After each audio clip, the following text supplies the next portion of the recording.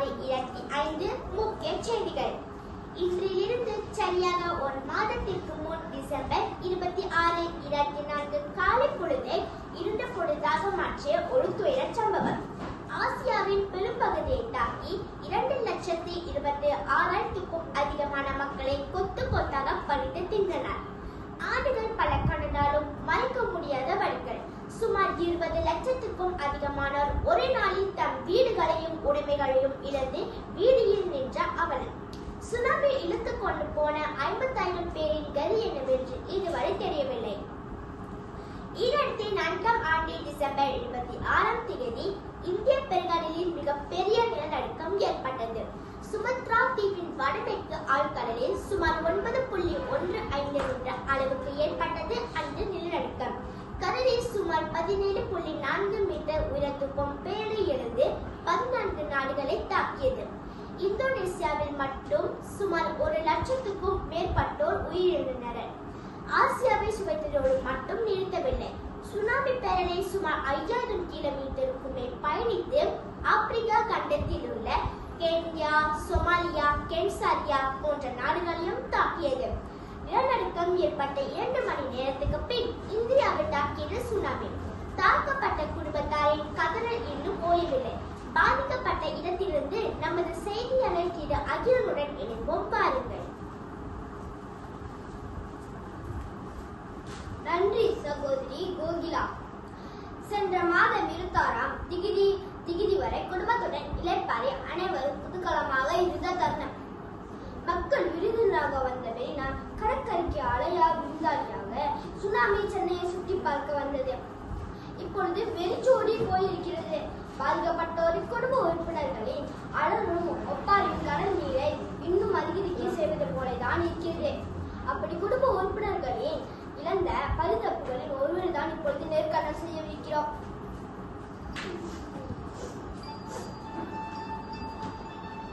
வணக்கம். முதலில் உங்கள் இல்லத்துக்கு எங்கள் தொலைக்காட்சி சேவையில் ஆழ்ந்தீர்கள். பார்த்தாலும் பார்த்தாலும் ஈடு கட்ட முடியாத ஒரு இழப்பு ஏற்பட்டது என்று சொல்ல வேண்டும். அம்மா, அப்பா, தம்பி, என் தங்களோட எல்லாம் உடல்களை விளையாடி சந்தோஷமாக இருந்தேன். அனைவருக்கும் இரவனுக்கும் சொல்லி தூங்கியது மட்டும்தான் நினைவில் இருக்கிறது. நாங்கள் காலையில் எழுந்தவருக்கு முன்பே என் பெற்றோர்களும் என் உடன் பிறந்தவர்களையும் எழுப்பி கூட்டி சென்றது அந்த சுனாமி ஆழிப்பெறலை. நாங்கள் யாருக்கும் இந்த தீங்கும் நினைக்காதவர்கள். இயற்கைக்கு மனசாட்சியே இல்லை. அனைத்து உயிர்களையும் விலகி தின்று விட்டது. நாங்கள் அந்த கடலை தெய்வமாக போற்றுவோம். என் அப்பா ஒரே மீனவர். அவர் கடலில் கால் வைத்தால் தான் நாங்கள் சூற்றில் கை வைக்க முடியும். அந்த அளவுக்கு கடல் ஒரு உறவாடிடுமே. என்னை கருணை இல்லாமல் இப்படி அனாதாக்கி விட்டது. ஆறுதல் கூற வாக்கியாட்டை கிடைக்கிறேன். யாரை குறை கூறுவது? இயற்கையா? இயற்கைக்கு மனிதன் மீது என்ன அவ்வளவு வெறுப்பு? இயற்கை என்றாலே பஞ்சமுகம் தானே. இவர்களை தான் கேட்க வேண்டும். கேட்போம் வாருங்கள். சகோதரி கோகிலாவோடு நீனும். நன்றி. எப்பேற்பட்ட இழப்புகள்! இயற்கைக்கு மனிதர்கள் மீது என்ன கோபம், என்ன வெறுப்பு? இது தொடர்பாக இன்று நாம் பஞ்சபூதங்களையும் நேர்காணல் செய்யவிருக்கிறோம். முதலில் தண்ணீரை அழைக்கிறேன். வணக்கம். மனிதரை வாழ தொடங்குவதும் தண்ணீர் தான், வாழ்ந்து முடிப்பதும் தண்ணீர் தான். வாழ தொடங்கும் குழந்தை முதல் வாழ்ந்து முடித்த கிழவன் வரையில் அனைவரையும் சூறையாடி உள்ளது இந்த நீர். இந்த தண்ணீர் தான் மக்களின் வாழ்வாதாரத்தில் மிகவும் முக்கியமான ஒன்று. மனிதர்களை காக்க வேண்டிய நீங்களே இப்படி செய்தது முறையா? மக்களின் அத்தியாவசிய தேவையான நீங்கள் இப்படி அசுத்தமாகவும் பருகுவதற்கு ஆரோக்கியமாக இல்லாமல் இருப்பதை பற்றி நீங்கள் ஏதேனும் கருத்து கூற விரும்புகிறீர்களா? ஆமாம், மேகத்திலிருந்து கீழே இறங்கும் வரை நான் சுத்தமாக தான் இருந்தேன். பின் மழை நீராக 6 குளங்களில் தேங்கி இருந்தேன். என்னை மாசுபடுத்துவது மனிதர்கள் தான். ரசாயன கழிவுகள், சாயப்பட்டறை கழிவுகள், தோல் கழிவுகள், நெகிழி கழிவுகள் மற்றும் தொழிற்சாலை வெளியிடப்படும் கழிவுகள் எல்லாவற்றையும் என் மீது கலந்து என்னை அசுத்தமாக்கி பருகுவதற்கு ஆரோக்கியமற்றதாய் விடுகிறார்கள் இந்த மனிதர்கள். அப்படி இருக்கும்போது என்னை மாசுபடுத்துவது இந்த மனிதர்கள் தானே. சில இடங்களில் என்னை வந்து பாருங்கள். சுதந்திரமாக ஆட்டினியாக சுற்றி கொண்டிருந்த என்னை குப்பைகளை போட்டு போட்டு என்னை அசுத்தம் செய்கிறார்கள்.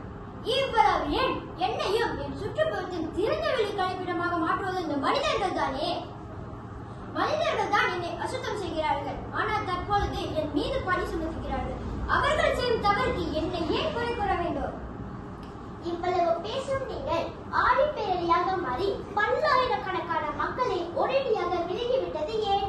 ஆனால் இப்பொழுது மனிதர்கள் தான் மாசுபடுத்துகிறார்கள் என்று குற்றம் சாட்டுகிறீர்கள். மனிதர்கள் சுத்தப்படுத்த மற்றும் அனைத்து தேவைகளுக்கும் நான் படிக்க மாட்டேன். ஆனால் ஒருவரும் என்னை சுத்தப்படுத்தவில்லை. நானாகவே கழிவுகளை தேடி போவதில்லை. கழிவுகள் மனிதரால் எனக்குள் சேர்க்கப்படுகின்றன. மேலும் நான் சுனாமியாக மாறுவதற்கு காரணம் நிலநடுக்கம் தான். ஆகவே என் அருகில் இருக்கும் நிலத்தை கேட்டால் தெரியும். நன்றி. இப்பொழுது நிலத்தை அழைக்கின்றேன். வணக்கம். வணக்கம். நான் மனிதர்களையும் தாவரங்களையும் விலங்குகளையும் இவ்வளவு அந்த நீரையும் நான் தான் தாங்கிக் கொண்டிருக்கிறேன். மனிதர்கள் என்னை பூமாதேவி என்றெல்லாம் அழைக்கிறார்கள்.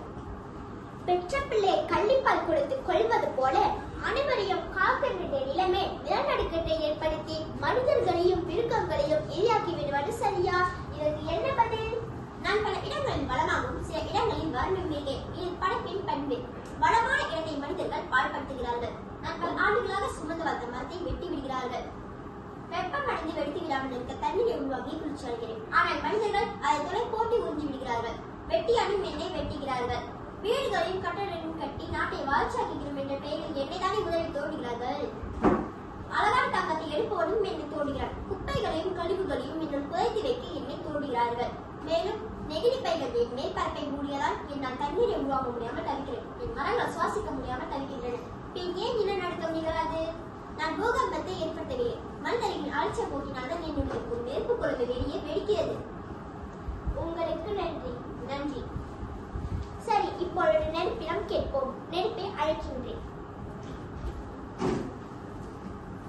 வணக்கம்.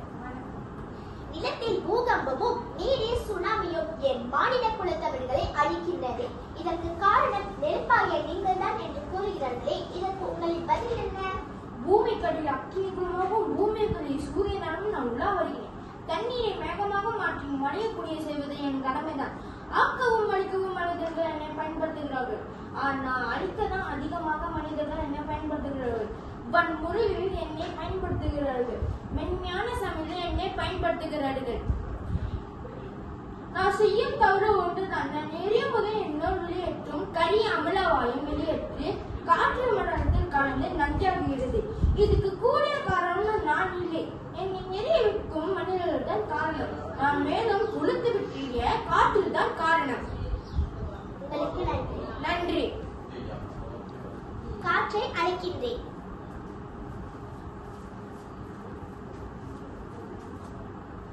வணக்கம். வணக்கம். நீங்கள் நெருப்பு துகள் மாசுபடுவதற்கு மனிதர்கள் தான் காரணம் என்று கூறுகிறீர்களா? ஆமா, ஒரு காலத்தில் இந்த பூமியை சுற்றி சுத்தமாகவும் சுதந்திரமாகவும் நான் சுற்றித் திரிந்தேன். சுத்தம் என்பது நமக்கு சுத்தம் உள்ள வீடுதான். சுத்தம் என்பதை மறந்தால் நாடும் குப்பை மேடுதான் என்று முன்பு பாடினர். ஆனால் இப்பொழுது காத்து மேல காத்தடிக்குது, காத்து ரொம்ப நாத்தடிக்குது, சைட்ல பார்த்தா குப்பை மேடுமா என்று பாட ஆரம்பித்து விட்டனர். குப்பை போடுவது இவர்கள் தான். இதனால் என்னுள் இருக்கும் பிரணவாயு குறைந்து கரிய அமிலவாயு அதிகரித்துக் கொண்டே இருக்கிறது.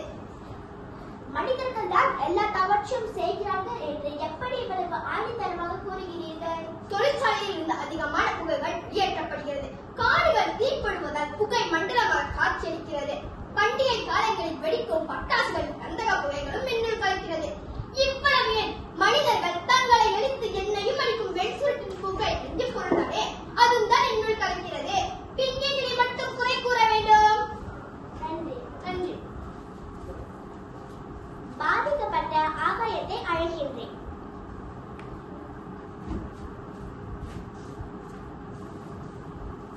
வணக்கம். மனிதர்கள் ஆகாயத்திற்கு என்ன தீங்கு விளைவிக்கிறார்கள்? ஆகாயம் எப்படி இந்த அளவிற்கு மாசு அடையலாம்? நீங்கள் ஏதேனும் கருத்து கூற விரும்புகிறீர்களா? ஆமாம், கிரகங்கள் அனைத்தையும் தாங்கி நிற்கும் எனக்கு இந்த பொறுப்பற்ற மனிதர்களால் பல பாதிப்புகள் ஏற்படுகின்றன என்பதுதான் உண்மை. காற்று மனிதரால் மாசுபட்டால் எனக்கும் பூமிக்கும் இந்த காற்று மண்டலத்திற்கும் இடையிலான ஓசோன் மண்டலத்தில் ஆங்காங்கே ஓட்டைகள் விழுந்துள்ளன. இதனால் என் வழியாக வரும் சூரியன் வெளியாக்கும் கதிர்கள் பூமியை தாக்குகிறது. மேலும் கடல் நீரை வேகமாக சுமந்தினால் இப்பொழுது கரிப்புகையை மட்டுமே அதிகமாக சுமக்கிறேன். ஆராய்ச்சிக்காக மனிதர்கள் அனுப்பும் ஏவுகணைகள் என் வானமனத்தையும் சீரழிக்கிறது. இப்படியே நீடித்தால் நான் மழைத்துளிகளுக்கு பதிலாக விஷத்துளிகளையே பொழியும் நிலைமை ஏற்பட்டுவிடும்.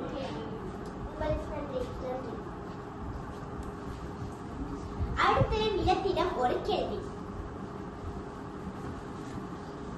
வணக்கம். வணக்கம். மனிதர்களின் கண்டுபிடிப்புகளையும் சாதனைகளையும் தவறென்று கூறுகிறீர்களா? விண்ணை ஆராய்ச்சி செய்வதை விடுத்து எண்ணெய், அதாவது மண்ணை ஆராய்ச்சி செய்வது மேலாண்மை. என்னை எத்தனை விவசாயிகள் பரிசோதித்து உரமிடுகிறார்கள்? குறைந்த காலகட்டத்தில் பயிர் வளர்ந்து அதிகான வருமானத்தை ஈட்ட வேண்டும் என்ற தேவைக்கு அதிகமான பூச்சி மருந்துகளையும் உரத்தையும் போட்டு வளத்தையே சீரழிக்கிறார்கள். பஞ்சபூதங்களை பாராட்டுவது இந்த மாநில பிறகுகள் தான்.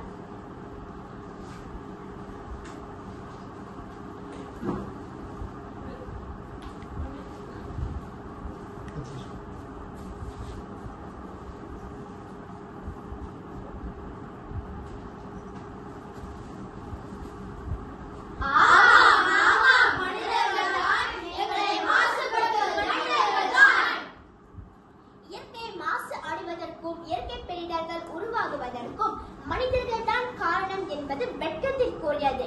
மனிதர்கள் செய்யும் தவற்றினால் இயற்கைக்கு தண்டனை கொடுப்பது எவ்விதத்திலும் சரியில்லைதானே? அதுபோல அம்மனிதர்களுக்கும் தண்டனை கொடுக்க முடியாது. ஏனென்றால் அவர்கள் செய்யும் தவற்றினால் அவர்களுக்கே அவர்கள் தண்டனை கொடுத்துக் கொள்கின்றனர். எனவே மனிதர்களை தங்களுக்கு தெரியாத சட்டம் ஒன்றுமில்லை.